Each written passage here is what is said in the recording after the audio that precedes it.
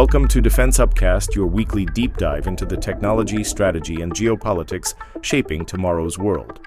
In the shadow of the Himalayas, where three nuclear powers meet at frozen borders, a new alliance is being forged in fire and steel. April 2025. The United Kingdom and India just signed a defense deal worth nearly $500 million. But this isn't just about missiles. This is about redrawing the map of global power and sending a message that will echo from the British Isles to the South China Sea. This is the story of how two democracies separated by 4,000 miles of ocean are betting their security on each other in a world where the old rules no longer apply. The relationship between Britain and India is decomplicated. For nearly 2 centuries, India was the crown jewel of the British Empire. Independence in 1947 severed that colonial bond, and for decades the two nations drifted apart. India turned to the Soviet Union for weapons. Britain focused on Europe and NATO. By the 21st century, India's military arsenal was 60% Russian-made, from MiG fighters to T-90 tanks. The UK barely registered as a defense partner. But then, everything changed. Chinese and Indian soldiers clash in brutal hand-to-hand combat in the Galwan Valley, the deadliest border confrontation in 45 years. 20 Indian troops die. China refuses to back down. Suddenly, India faces a two-front nightmare. A hostile border with China in the Himalayas and Chinese warships prowling the Indian Ocean, the sea lanes that carry 90% of India's trade. Meanwhile, Russia's invasion of Ukraine exposes the weakness of Soviet-era technology. Indian MiGs are grounded for lack of spare parts. Russian supply chains collapse. India realizes it can't rely on Moscow anymore. New Delhi needs new partners. And fast. Enter Britain. Post-Brexit, the UK is desperate to prove it still matters on the world stage. Prime Minister's office announces a tilt to the Indo-Pacific, a strategy to project British power 5,000 miles from home. But words mean nothing without weapons. In 2021, the HMS Queen Elizabeth carrier strike group sails through the South China Sea. It's a symbolic gesture. But India is watching. What if this partnership could be more than symbolic? What if Britain could offer India what it desperately needs: cutting-edge technology, reliable supply chains, and a democratic ally with no colonial ambitions? April 2025. London and New Delhi make it official. $468 million. A contract for advanced missile systems, reportedly the CAMM family of missiles, including the Ceptor naval air defense system. These aren't your grandfather's missiles. The Common Anti-Air Modular Missile is a modern marvel. Mach 3 speed, active radar homing, fire-and-forget capability. It can engage fighter jets, helicopters, drones, and even cruise missiles simultaneously. Range classified.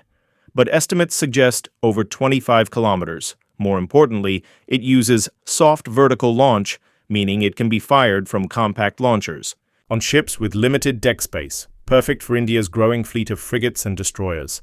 But here's what makes this deal truly significant. India isn't just buying missiles off the shelf. This deal includes technology transfer. British engineers will help India integrate these systems into indigenous warships. Indian defense companies will learn to maintain and potentially manufacture components locally. This is Make in India meets British precision engineering. Why does this matter? Look at the map. The Indian Ocean is the world's most critical waterway. Oil from the Persian Gulf. Trade from Asia to Europe. All of it passes through Indian waters. China knows this. That's why Beijing has built a string of pearls, a network of ports from Pakistan to Sri Lanka to Djibouti. Naval bases disguised as commercial facilities. If war ever comes, China could choke India's economy without firing a shot. India's counter-strategy: control the seas with superior firepower. And that requires the best air defense money can buy. UK's CAMM missiles give Indian warships a shield against Chinese anti-ship missiles and aircraft. In a conflict, that could mean the difference between a blockade and freedom of navigation. But this deal isn't happening in isolation. It's part of a broader UK-India defense partnership worth potentially $2 billion over the next decade. Joint military exercises, intelligence sharing, co-development of fighter, jets and submarines. The UK gets access to India's 1.4 billion person market and a foothold in the world's fastest-growing defense sector. India gets technology, reliability, and a powerful European ally that shares its democratic values. And both countries send a signal to Beijing, you're not the only one making moves in the Indo-Pacific. China's reaction was swift and telling. Beijing's foreign ministry warned against Cold War mentality and bloc confrontation. Translation, they're worried, and they should be. This missile deal isn't isolated. It's part of a web of new alliances. Reshaping Asia. The Quad, United States, Japan, India, Australia, now holds joint naval exercises annually. AUKUS, Australia, UK, US, will deliver nuclear submarines to Canberra. And now, the UK-India partnership adds another thread to the net surrounding China.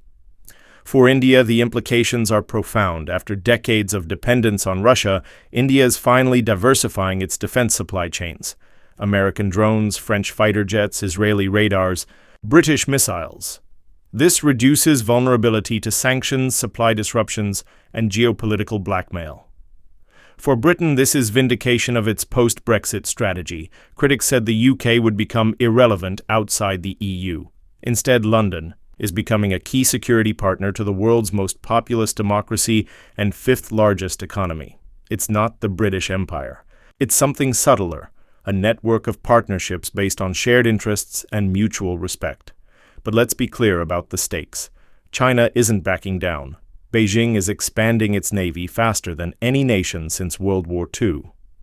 By 2030, the People's Liberation Army Navy will operate over 400 warships, more than the US and UK combined. This missile deal is significant, but it's just one move in a decades-long game of strategy. The question isn't whether India and the UK can win an arms race against China. The question is whether they can build a partnership strong enough to make sure that race never becomes a war. In the end, weapons are just tools. The real strength of any alliance lies in shared values, democracy, rule of law, freedom of navigation. The UK-India missile deal isn't just about $468 million in hardware. It's a statement of intent. 2. Democracies refusing to be intimidated. Two nations separated by history but united by the future they want to build. In a world increasingly divided between autocracy and freedom, every partnership matters. Every alliance counts. The missiles are real. The technology is cutting edge. But the true deterrent isn't the weapons themselves. It's the message they send.